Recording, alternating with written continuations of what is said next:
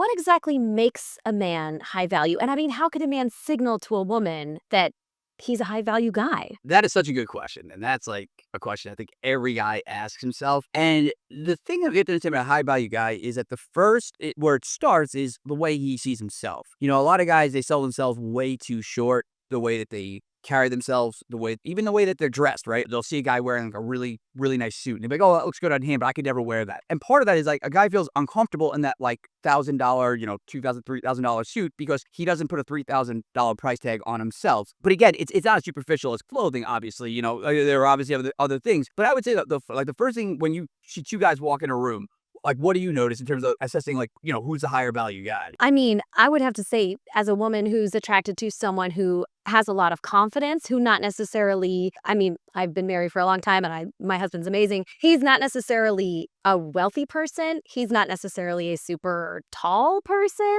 but he has confidence more than anybody that you're going to meet. And for me, and I think for a lot of women, that is what we're drawn to, is someone who carries themselves in that way and having that inner sense of value, that it's not, like you said, it's not about money. It's not about what you're wearing. It's having value in yourself. That's an innate thing. That's a great way to put it. And I think part of that comes from the guy who's not as confident. He's always waiting for permission. He's waiting for the world to give him permission versus the confident guy. If he sees an opportunity, he's going to go for it, and he doesn't have to wait to be pumped up. He's not waiting for that permission.